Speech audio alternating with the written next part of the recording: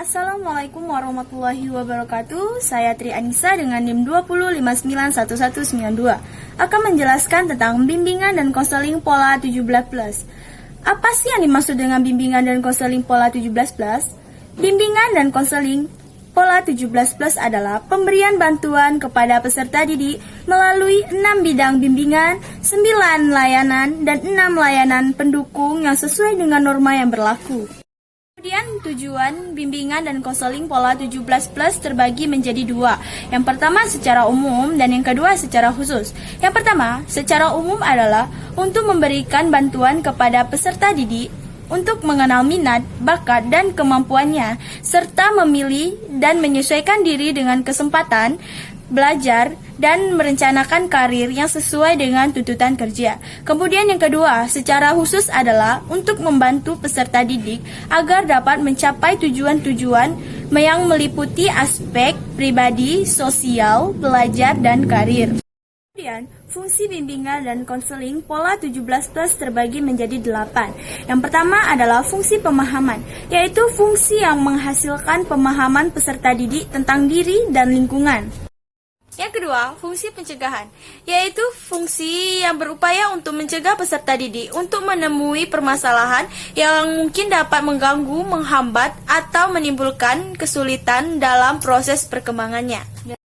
Ketiga, fungsi perbaikan, yaitu fungsi bimbingan dan konseling dalam membantu peserta didik mengatasi berbagai permasalahan yang dihadapi. Yang keempat, fungsi pemeliharaan, yaitu fungsi yang bertujuan untuk menjaga agar perilaku peserta didik yang sudah baik jangan sampai rusak kembali. 5.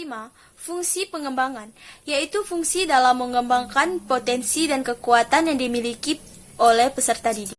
Keenam, fungsi penyaluran adalah fungsi dalam membantu peserta didik untuk memilih dan memantapkan penguasaan karir yang sesuai dengan bakat, minat, keahlian, dan ciri-ciri kepribadiannya.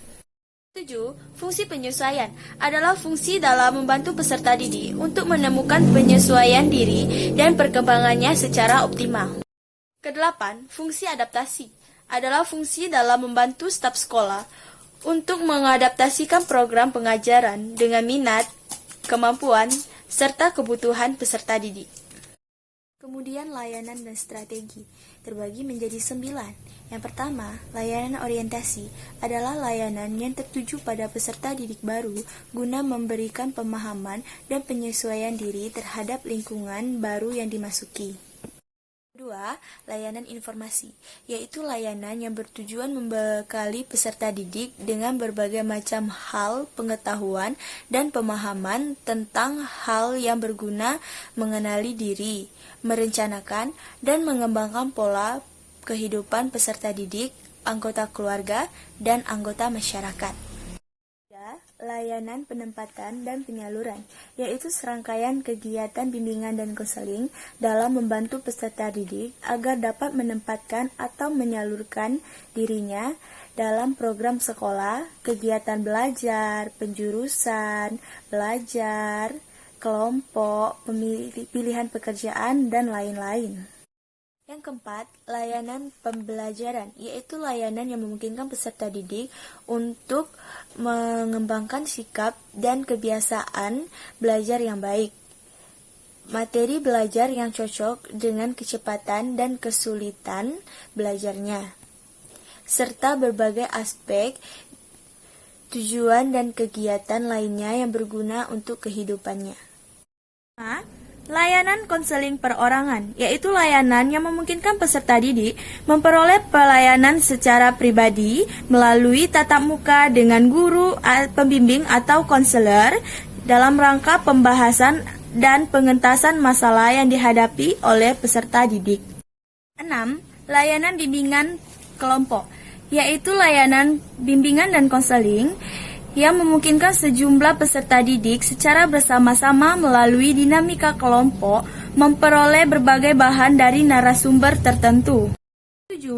Layanan konseling kelompok, yaitu layanan bimbingan dan konseling yang memungkinkan peserta didik memperoleh kesempatan membicarakan dan menyelesaikan permasalahan yang dialami melalui dinamika kelompok, terfokus pada masalah pribadi.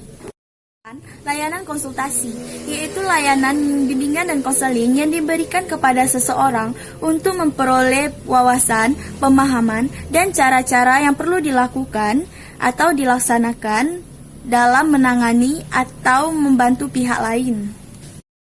Layanan mediasi, yaitu layanan bimbingan dan konseling yang dilaksanakan konselor terhadap dua pihak yang sedang dalam keadaan tidak menemukan kecocokan sehingga membuat mereka saling bertentangan dan bermusuhan. Kemudian bimbingan terbagi menjadi 6. Yang pertama, bimbingan pribadi, yaitu bidang layanan pengembangan kemampuan mengatasi masalah-masalah pribadi dan kepribadian mengenai aspek-aspek intelektual, afektif, dan motorik. Yang kedua, bimbingan sosial adalah bidang layanan pengembangan kemampuan mengatasi masalah-masalah sosial dalam kehidupan keluarga, di sekolah, maupun masyarakat, juga dalam upaya untuk berinteraksi dengan masyarakat. Ketiga, bimbingan karir, yaitu layanan yang merencanakan dan mempersiapkan masa depan karir peserta didik. Yang keempat, bimbingan belajar, yaitu layanan yang mengoptimalkan perkembangan dan mengatasi masalah dalam proses pembelajaran. Kelima, bimbingan keberagamaan, yaitu layanan untuk memilih dan menganut kepercayaan sesuai dengan dirinya. Keenam, layanan keberkeluargaan, yaitu layanan yang berkenaan dengan masalah keluarga. Kemudian, tempat kegiatan bisa dilaksanakan baik di dalam kelas maupun di luar kelas. Kemudian, volume kegiatan.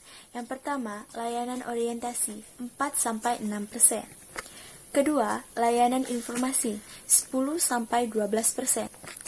Ketiga, layanan penempatan atau penyaluran 5-8%. Keempat, layanan pembelajaran 12-15%. 5. Konseling perorangan 12-15%. 6. Layanan bimbingan kelompok 15-20%. Ketujuh, layanan konseling kelompok 12-15%. Kedelapan, aplikasi instrumentasi 4-8%. Kesembilan, himpunan data 4-8%. Kesepuluh, konferensi kasus 5-8%. 11, kunjungan rumah 5-8%. 12, alih tangan kasus 0-2%. Kemudian, kegiatan pendukung terbagi menjadi 6. Yang pertama, aplikasi instrumentasi, yaitu kegiatan pendukung berupa pengumpulan data dan keterangan tentang peserta didik dan lingkungannya yang lebih luas, yang dilakukan baik dengan tes maupun non-tes. Kedua, himpunan data, yaitu kegiatan untuk menghimpun seluruh data dan keterangan yang relevan dengan keperluan pengembangan peserta didik. 3. Konferensi kasus, yaitu kegiatan bimbingan dan konseling untuk membahas suatu permasalahan yang dialami oleh peserta didik dalam suatu forum yang dihadiri berbagai pihak yang diharapkan dapat memberikan penyelesaian. Keempat, kunjungan rumah, yaitu kegiatan yang dilakukan untuk pengumpulan data, keterangan, kemudahan, dan komitmen bagi pemecahan masalah yang dialami oleh peserta didik melalui kunjungan ke rumahnya. 5. Alih tangan kasus, yaitu kegiatan bimbingan dan konseling untuk mendapatkan penanganan yang lebih tepat dan tuntas terhadap masalah yang dihadapi oleh peserta didik dengan memindahkan penanganan ke pihak yang lebih kompeten dan berwenang. 6. Terapi kepustakaan, yaitu kegiatan pemecahan masalah dengan menggunakan buku. Sekian materi dari saya. Maaf jika ada salah kata. Kepada Allah saya mohon ampun. Terima kasih. Wallahul muwafiq ila aqwamit thoriq. Wassalamualaikum warahmatullahi wabarakatuh.